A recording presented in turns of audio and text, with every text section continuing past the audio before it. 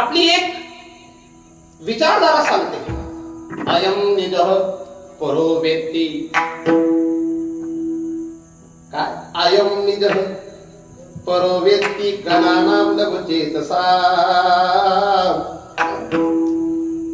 मोठे असो छोटे असो, अवगुणी असो गुणी असो, अयम निज परो वेत्ती गणानां लघुचेतसा. कारण आपली संस्कृती कशी उदारा, कसे उदारा, म्हणून वसुदैव कुटुंबकम ही आपली संस्कृती. पण आम्ही अजून सुद्धा सख्या भावाचा बांध पोरायला सुद्धा टेन्शन घेत नाही. म्हणून या अभंगावर चिंतन करताना थोडा विचार करावा वाटतो. 1000 रुपयाने विकले जाणारे आम्ही. महाराणा प्रतापांच्या काळात संपूर्ण भारत हा हिंदूंचाच राहिला असता. नंतर महाराज छत्रपतींच्या काळामध्ये सुद्धा महाराजांचं हिंद विश्वराज्य पूर्ण भारतवर्षात राहिलं असतं. पण आमच्याकडे ते सूत्र नाही. विठला विठला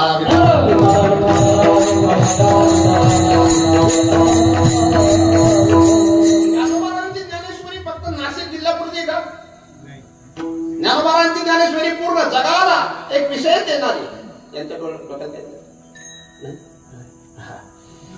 तैसा वाग विलास विस्तारू गीतार्थेशी विश्वभरो आनंदाच्या वालू मानू जगा. तैसा वाग विलास विस्तारू विलास गीतार्थेशी विश्वभरू. नुसतं आळंदी नाही भरू, नुसतं पुणे जिल्हा नाही भरू, आणि पुन्हा आनंदाच्या वारू केवळ आनंदी पुरते मानू. आनंदाच्या वारू मानू जगा. ही संतांची भूमिका आहे. अवघाची संसार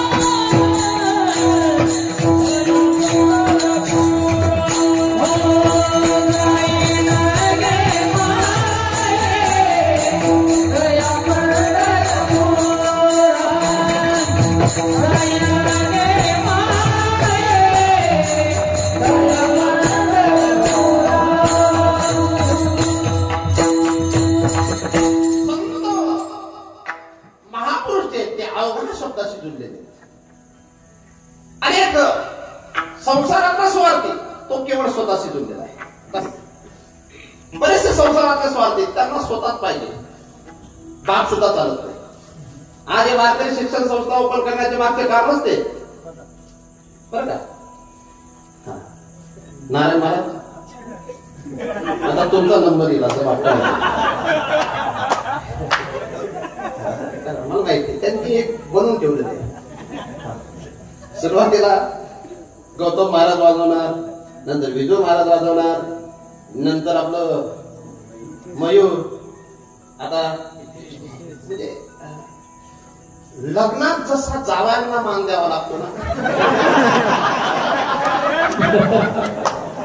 तसं हे आले फुगून जाऊ नये घरी.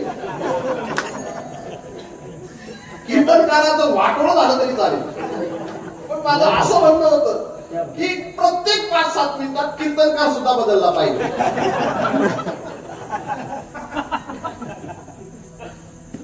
अवघा शब्द फार चांगला. शब्दाशी आपण जुळलं पाहिजे. आपण अवघा शब्दाशी जुळत नाही.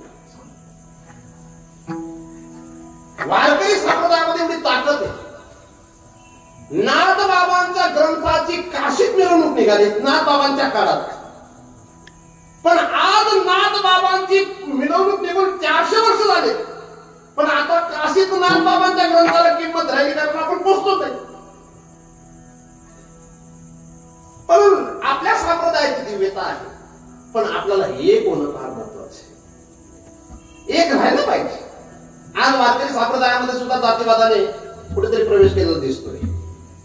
काही काही गावांमध्ये त्याच जातीचे महाराज पाहिजेत. त्या गावात ती जात पाहिजे.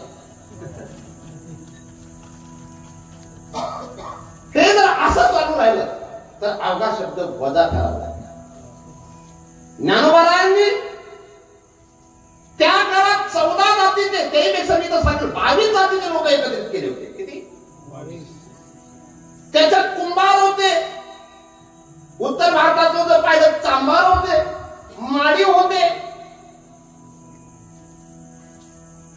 तुकोबारायांच्या 14 टाळकऱ्यांमध्ये जर विचार केला तर तुकोबारायांच्या 14 टाळकऱ्यांमध्ये कोणी वाणी होतं, कोणी आदिवासी होतं, कोणी माडी होतं, कोणी पाटील होतं, कोणी ब्राह्मण होतं, कोणी तिली होतं. त्या काळात हे सर्व झालं. पण वर्तमान काळाला आपण जर अभ्यासलं तर वर्तमान काळामध्ये बऱ्याच गावांमध्ये जात दिसते. ते स्वतःचे कार्यकर्ता विचारतात तो आपली जात ना महाराज आहे का.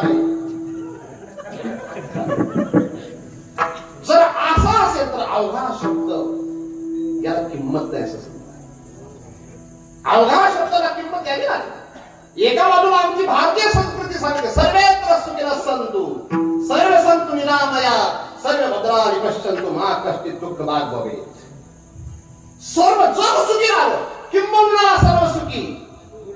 ही ओवी म्हणता येते पण अवघा शब्दाशी जुळत नाही. म्हणून याची संस्थेची गरज काय. मी तर दोघा महाराजांना सांगेल नाशिक जिल्ह्याचं तुम्ही वैभव बना दोघं. असे सुंदर लेकर घडवा. फक्त इकडच्या लेकरांना या महाराजांविषयी काही सांगू नका आणि इकडच्या लेकरांना या महाराजांविषयी काही सांगू नका. कारण मी अशी अपेक्षा ठेवणारा कीर्तनकार नाही की पुढच्या वर्षी मला बोलवलंच पाहिजे. पण विद्यार्थ्यांना आपण जर कोणाच्या विषयी वाईट सांगितलं मला तो विद्यार्थी 2 दिवस ऐकतो पण आपले त्याला दोष दिसले का तो तिसऱ्याकडे पोस्टमन म्हणून जातो आणि तो जसंच तसं सांगतो महाराज मी त्यांच्याकडे 3 वर्ष राहिलोय. त्या महाराजांनी तुमच्याविषयी काय काय सांगितलं सांगू. कारण तो 2 बाबाचा पोटचा असतो म्हणून सांगू. म्हणून या अशा गोष्टी इकडे तिकडे झाल्या नको पाहिजे. महाराज ते घर पुढे जातं ज्या घरातल्या गोष्टी घरातच राहतात.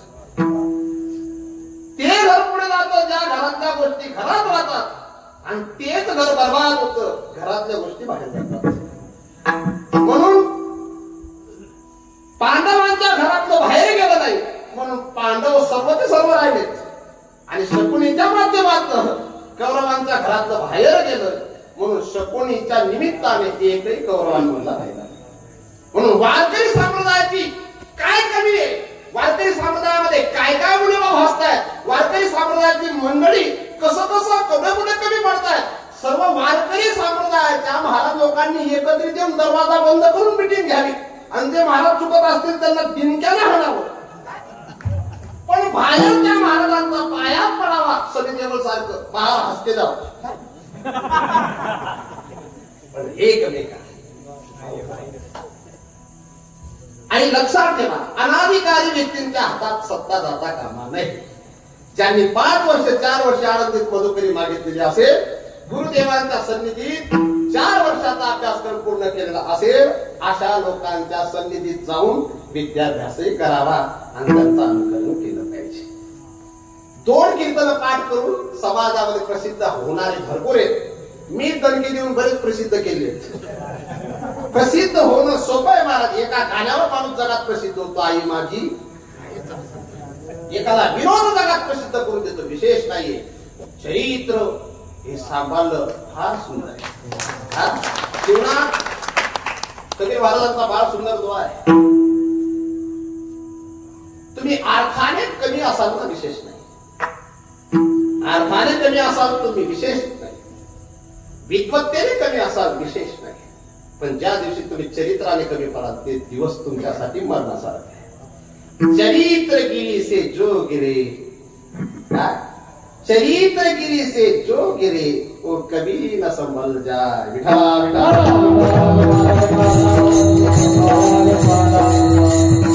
चरित्रगिरी कधी माणसाने खाली येऊ नये. आणि संस्था ओपन ज्यांनी केल्या आमच्याजवळ राहणाऱ्यांनी सुद्धा संस्था ओपन केल्या होत्या, पण त्यांच्या जीवनामध्ये काहीतरी आरोप आले. आमचे गुरुदेव वैकुंठवासी नरसिंह बाबांचं एक वाक्य होतं, लक्षात घ्या. मी महाराजांनाच मार्गदर्शन करतोय म्हणून महाराजच आता भविष्य आहे.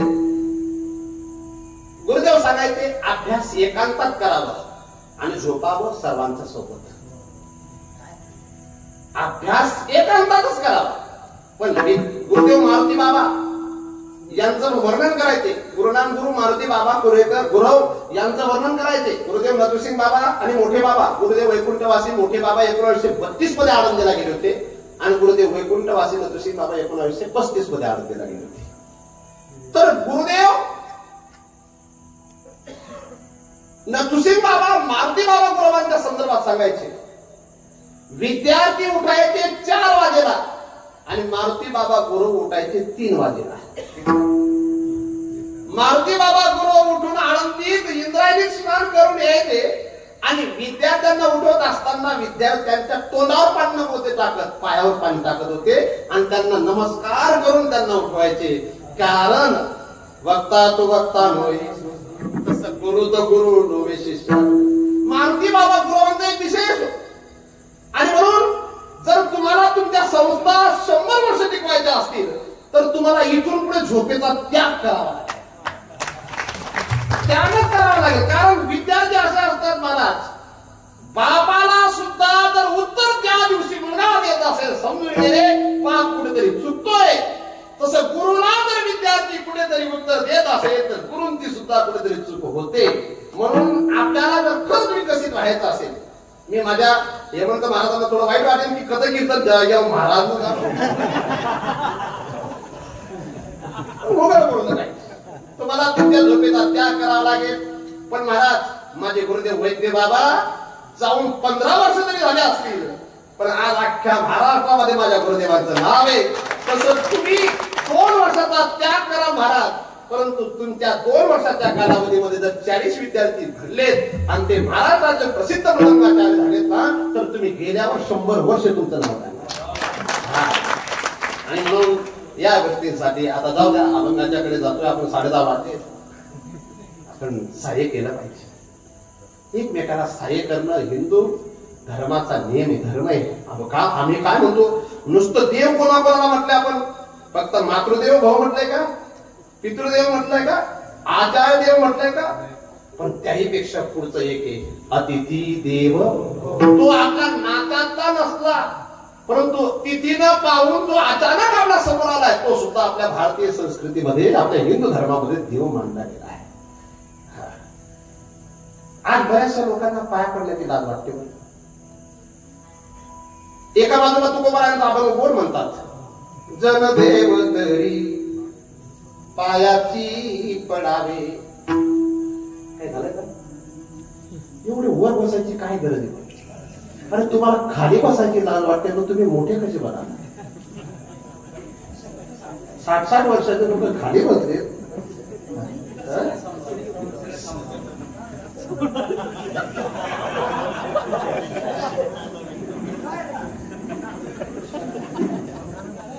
विठ्ठला विठ्ठला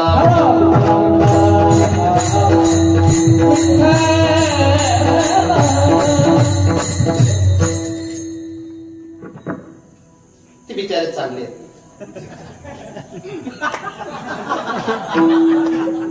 कारण एखादा साऊंड वाला असेल कुठेतरी, मी त्याला कीर्तनात सापडलो, तो माझा आवाज कधीच वाढवला आहे असं काही नाही. मी कधीच कोणत्या साऊंड सिस्टीम मला सांगितलं नाही आतापर्यंत की माझा आवाज वाढवा. तसं गुरुनाम गुरु बंकट स्वामी महाराज 6 तास कीर्तन करायचे. त्यांच्या काळात ते माईक कसे होते तरी त्यांचे 6 तास कीर्तन लोक ऐकायचे. आपल्यासाठी तर असा सभामंडप सुंदर, बिना माईकचा सुद्धा आवाज येतो. म्हणजे तुला नाराज करतो असं समजू नको, पण तू सुद्धा बसून बसून नुसते बटन नाही फिरत होता, तुझं तोंड चालू होतं म्हणून ते असं होतं. सहाय्य केलं पाहिजे. एकदा छत्रपती सुद्धा हताश झाले होते, पण त्यांना सुद्धा सहाय्य करणारे मराठी होतेच. एकदा महाराणा सुद्धा हताश झाले होते, पण भामाशाह सहाय्य करणारे होतेच. चांगलं कार्य करणाऱ्या व्यक्तीला धक्का द्यावा, त्याचे पाय खेचू नये. इथून पुढे आमच्या हेमंत महाराजांना 2 वर्षांची प्रसिद्धी खूप भेटेल. आणि जे लोक तुम्हाला सपोर्ट करतायत ते उद्या तुमची निंदा सुद्धा करतील. जे गणवंदिती त्याची त्याची निंदा करतील. आणि कोण निंदा करतो तुम्हाला हे सांगतो मी. जे आपल्याला कोणतीच मदत करत नाहीत तेच निंदा करतात. जे सहकार्य करतात ना ते निंदा करत नाहीत. जे खरे दान सत्तामध्ये देतात ना महाराज ते हिशोब घेत नाहीत, पण जे नुसते खाण्याकरता येतात ते हिशोब घेत नाहीत. टाळी वाजवणे म्हणजे तुमचा अनुभव आहे. सहाय्य केलं पाहिजे, पण असं नाही. आणि लक्षात ठेवा, चुकीच्या पक्षाकडे लोक जास्त असतात आणि चांगल्या पक्षाकडे लोक कमी असतात. म्हणजे मी राजकारणात बोलतो असं नाही. पक्ष या शब्दाचा अर्थ काय? मुद्दा. आपल्या वेदांतामध्ये काय त्याला पक्ष म्हणतात. एक जो प्रश्न केला जातो तो एक पक्षच असतो आणि उत्तर देणारा सुद्धा एक पक्षच असतो. विठ्ठला विठ्ठला.